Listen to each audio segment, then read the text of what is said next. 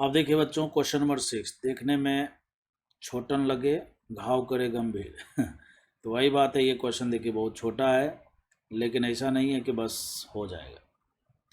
है आसान, आसान क्वेश्चन है। कहता है टोटल नंबर ऑफ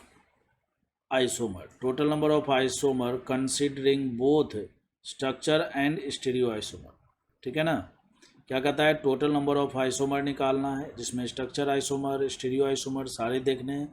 और उस स्ट्रक्चर में खास बात यह है कि वो साइक्लिक ईथर है। क्या है बच्चों, साइक्लिक ईथर है। और मोलिकुलर फॉर्मूला ये दे रखा है। जब भी आपको मोलिकुलर फॉर्मूला से स्ट्रक्चर बनाने होते हैं तो सबसे पहले आपको डिग्री ऑफ अनसैचुरेशन निकालना चाहिए। क्या निकालना चाहिए, डिग्री ऑफ अनसैचुरेशन। अब डिग्री ऑफ अनसैचुरेशन को कुछ लोग DU लिखते हैं, कुछ लोग DOU लिखते हैं, और कुछ लोग DB लिखते हैं। जो भी मन करे लिखिए, काम एक ही होने वाला है। क्या होता है, कार्बन की संख्या +1 4 + 1 और माइनस का हाइड्रोजन की संख्या 8/2। फाइनली बच्चों DU1 आ रहा है। DU1 आने का मतलब है कि या तो एक पाई बॉन्ड होगा और या फिर एक रिंग होगा। DU1 आने का मतलब क्या होगा, या तो एक पाई बॉन्ड होगा या फिर एक रिंग होगा। समझ रहे हो ना बात को। तो चूंकि यहाँ पर साइक्लिक ईथर बोल रहा है, तो इसका मतलब पाई बॉन्ड वाला, तो हमारा पाई बॉन्ड वाला जो सिचुएशन है वो तो ख़त्म हो गया ना भाई। साइक्लिक ईथर बनाना है तो साइक्लिक जैसे ही बनाएंगे, ठीक है, तो हमारा DU तो समाप्त हो गया। तो इसका मतलब क्या हो गया, पहला स्ट्रक्चर बताइए क्या बनेगा। पहला स्ट्रक्चर बनेगा बच्चों इस तरह का।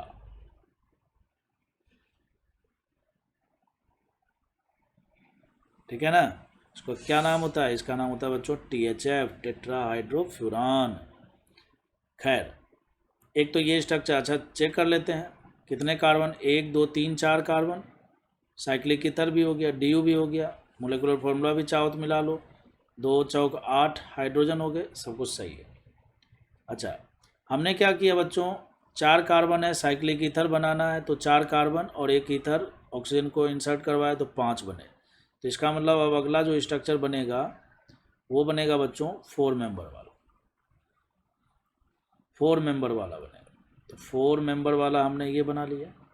अच्छा, टोटल कार्बन कितने हुए अभी, 1 2 3 3 ही कार्बन यूज हुए हैं। तो इसका मतलब ये हुआ कि अभी एक कार्बन और लगाने होंगे। तो एक कार्बन हम यहाँ लगा सकते हैं। जैसे ही आप यहाँ पर लगाओगे तो बच्चों देखो, अब आप गौर से, ये कार्बन बन गया कायरल सेंटर। क्या बना, कायरल सेंटर बना। और जैसे ही कायरल सेंटर बना तो इसका मतलब ये ऑप्टिकली एक्टिव होगा। एक ही कायरल सेंटर है भाई, ऑप्टिकली एक्टिव होगा। और ऑप्टिकली एक्टिव कंपाउंड हमेशा पेयर में पाए जाते हैं, है ना। इसके 2 कन्फिगरेशन होंगे। बोलता है ना कि स्टीरियो आइसोमर, इसके सारे स्टीरियो आइसोमर भी आपको इंक्लूड करने हैं। ठीक है ना। ये दोनों, पहला और दूसरा, एक दूसरे के क्या है, स्ट्रक्चर आइसोमर है। लेकिन दूसरे में जो 2 कन्फिगरेशन होगा, R और S कन्फिगरेशन वाला जो 2 कंपाउंड होगा, वो दोनों एक दूसरे के क्या होंगे, स्टीरियो आइसोमर होंगे, है ना। चलिए बहुत बढ़िया। तो ये 2 बन गया। अच्छा, उस स्ट्रक्चर को अगर हम बनाना चाहें तो आपको करना कुछ भी नहीं, इस कार्बन पर एक बार वेज पर मिथाइल लगा दीजिए और एक बार डैश पर मिथाइल लगा दीजिए। एक बार वेज पर और एक बार डैश पर लगा दीजिए, बात खत्म हो गया। खैर, तो बच्चों ये 3 1 4 हो गया। अच्छा चलो, बहुत बढ़िया बात है। अब जो है, ऐसा भी तो हो सकता है, एक स्ट्रक्चर और बन सकता है इसमें। 4 मेंबर में ही एक स्ट्रक्चर ये भी बन सकता है बच्चों कि मिथाइल हम यहाँ पर लगा दें। और जब हम यहाँ पर मिथाइल लगाएंगे ना तो ये कायरल सेंटर नहीं है। क्यों, इधर घूम कर देखो, इधर घूम कर देखो, सेम सेम है। तो इसका मतलब ये एक स्ट्रक्चर एक ही होगा, ये एक ही हुआ। तो टोटल अभी तक कितने मिल गए, 2 2 4 मिल गए। अभी कंप्लीट नहीं हुआ है। तो बच्चों 5 मेंबर बना लिया, 4 मेंबर बना लिया। 4 मेंबर में भी 2 पॉसिबिलिटी है। अब 3 मेंबर में आते हैं। 3 मेंबर में आप सबसे पहले बनाओ ऐसा, सबसे पहले पता करो कि कितने कार्बन हुए। तो कार्बन तो अभी तक 2 ही हुए हैं, तो इसका मतलब 2 कार्बन और बचा है। तो 2 कार्बन और बचा है, तो 2 कार्बन से क्या बन सकता है बताओ। 2 कार्बन से बच्चों हम यहाँ पर इथाइल लगा सकते हैं। और जैसे ही इथाइल लगाओगे ना तो ये वाला कार्बन देखो कायरल सेंटर हो गया। क्यों, इधर घूम कर देखो, इधर घूम कर देखो, चारों के चारों ग्रुप डिफरेंट हैं। और चूंकि एक ही कायरल सेंटर है तो इसका मतलब ऑप्टिकली एक्टिव है। और ऑप्टिकली एक्टिव कंपाउंड हमेशा पेयर में पाए जाते हैं। तो यहाँ पर जो है 2 कंपाउंड होगा, यहाँ पर 2 स्टीरियो आइसोमर होंगे, RS वाले होंगे। यहाँ पर भी क्या होगा, R और S कन्फिगरेशन वाला होगा ना। चलो बहुत बढ़िया बात है। तो भाई 4 कार्बन पूरे करने थे तो हमने इस कार्बन पर लगा दिया, एक इथाइल लगा दिया, चाहे आप इधर लगाओ बात बराबर है, ठीक है ना। चलो बहुत बढ़िया बात है, आगे बढ़ते हैं। अब ऐसा भी तो हो सकता है बच्चों कि 3 मेंबर का ही साइक्लिक रिंग हो और 2 मिथाइल लगे, तो 2 मिथाइल लगाने का तरीका ये हो सकता है, जैसे हमने 2 मिथाइल यहाँ पर लगाया तो एक नया स्ट्रक्चर आइसोमर बना जरूर, एक नया स्ट्रक्चर आइसोमर बना जरूर, लेकिन ये ऑप्टिकली एक्टिव नहीं है क्योंकि कायरल सेंटर ही नहीं है, तो इसका मतलब ये एक ही काउंट होगा। चलो कोई बात नहीं। ऐसा तो हो सकता है कि जैसे मान लो बच्चों एक मिथाइल मैंने यहाँ पर लगा दिया और एक मिथाइल बच्चों हमने यहाँ पर लगा दिया, ठीक है ना, यहाँ पर लगा दिया। अब जैसे ही आप मिथाइल यहाँ पर 2 जगह लगाए तो आप देखोगे कि ये वाला कार्बन कायरल सेंटर है और ये भी कार्बन कायरल सेंटर है, मतलब ये दोनों के दोनों कार्बन क्या हैं, कायरल सेंटर हैं, 2 कायरल सेंटर हो गया। अच्छा, तो जैसे ही 2 कायरल सेंटर हुआ बच्चों तो अब इससे बनने वाले सारे स्टीरियो आइसोमर हमें देखने पड़ेंगे। वैसे तो 3 होंगे बट मैं आपको एक बार बनाकर बता देता हूँ, है ना। पहला जो स्टीरियो आइसोमर होगा बच्चों, पहले 3 फिगर बना लेते हैं।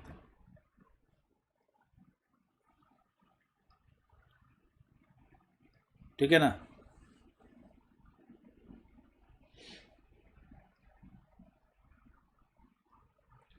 अब आप खुद सोचो बच्चों, इस कार्बन पर एक मिथाइल है, इस कार्बन पर भी मिथाइल है, तो इन दोनों कार्बन पर जो मिथाइल है, ठीक है ना, इन दोनों कार्बन पर जो मिथाइल है, 2 मिथाइल है, इसकी स्थितियों के बारे में हमें सोचना है। तो ऐसा चूंकि एक साइक्लिक स्ट्रक्चर है, तो साइक्लिक स्ट्रक्चर के कॉर्नर वाले कार्बन पर 2 ग्रुप लगे हुए हैं, तो उसकी स्थितियां क्या क्या हो सकती हैं। उसकी स्थितियां हो सकती है कि दोनों मिथाइल जो है प्लेन के ऊपर होंगे, दोनों मिथाइल क्या होंगे, प्लेन के ऊपर होंगे। तो मैं एक स्ट्रक्चर ऐसा बनाता हूँ, जब ये दोनों मिथाइल प्लेन के ऊपर होंगे तो इसको वेज से दिखा देता हूँ, यहाँ पर वेज से दिखा देता हूँ बच्चों, यहाँ मिथाइल दिखा दिया और यहाँ पर भी मिथाइल दिखा दिया। ऐसा करने से क्या हुआ, देखो आप इसमें POS दिख रहा है ना, POS दिख रहा है, और जैसे ही आपको पता है POS आ जाता है तो ये ऑप्टिकली इनएक्टिव हो जाएगा, मतलब ऑप्टिकली एक्टिव नहीं है। और ऑप्टिकली एक्टिव इनएक्टिव कंपाउंड हमेशा एक ही होते हैं, है ना, ये और इसका मिरर इमेज एक ही होगा। मिरर इमेज मतलब दोनों, एक ऐसा भी तो स्ट्रक्चर हो सकता है जिसमें हम दोनों मिथाइल को प्लेन के नीचे कर दें तो वो दोनों आइडेंटिकल माने जाएंगे, है ना। अच्छा, और क्या हो सकता है, तो मैंने आपको बताया कि कॉर्नर वाले दोनों कार्बन पर जो ग्रुप लगे हुए हैं उसकी स्थितियां क्या हो सकती है। एक स्थिति ऐसी हो सकती है जब वो दोनों प्लेन के ऊपर होंगे। और क्या हो सकता है, और स्थिति हो सकती है कि इस वाले पर ठीक है, इस वाले पर राइट हैंड साइड वाले पर मिथाइल ऊपर हो और लेफ्ट वाले पर नीचे हो, ठीक है, ऐसा हो सकता है। और एक स्थिति ऐसा हो सकता है कि राइट वाले में नीचे हो, लेफ्ट वाले में ये हो, ठीक है। जैसे देखो हम बनाते हैं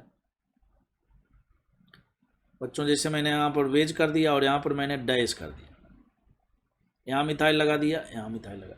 अब आप गौर से देखो इसको, ठीक है ना, तो यहाँ पर क्या दिख रहा है, मिथाइल ऊपर दिख रहा है, यहाँ पर मिथाइल नीचे दिख रहा है। अब इसमें POS नहीं है, इसमें अगर आप गौर से देखोगे तो इसमें POS नहीं है, और चूंकि POS नहीं है तो ये ऑप्टिकली एक्टिव है, और ऑप्टिकली एक्टिव कंपाउंड हमेशा पेयर में पाए जाते हैं, ऑप्टिकली एक्टिव कंपाउंड हमेशा पेयर में पाए जाते हैं। तो अब आप यहाँ पर अगर ऐसे करके एक मिरर लगा दो ना तो इसका मिरर इमेज बनेगा। कैसा बनेगा मैं बता देता हूँ, यहाँ पर मिथाइल लगा दो लेफ्ट में, और यहाँ पर बच्चों वेज पर जो है, राइट में जो है वेज पर मिथाइल लगा दो, लेफ्ट में डैश पर मिथाइल, राइट में वेज पर मिथाइल, ठीक है ना। तो ये दोनों हो गया, मतलब इस वाले कंपाउंड के अगर टोटल स्टीरियो आइसोमर की बात की जाएगी तो टोटल कितने स्टीरियो आइसोमर होंगे, 3 होंगे, और वो तीनों स्टीरियो आइसोमर मैंने आपको अच्छे से बनाकर बता दिया है, ठीक है ना। चलिए, तो अब आ गया है टाइम काउंट करने का। तो देखिए 2 और 1 3, 1 4 और 2 6, 1 7 और 3 10, इंटीजर टाइप का क्वेश्चन था, इसका आंसर क्या हो जाएगा, 10 हो जाएगा, ठीक है ना।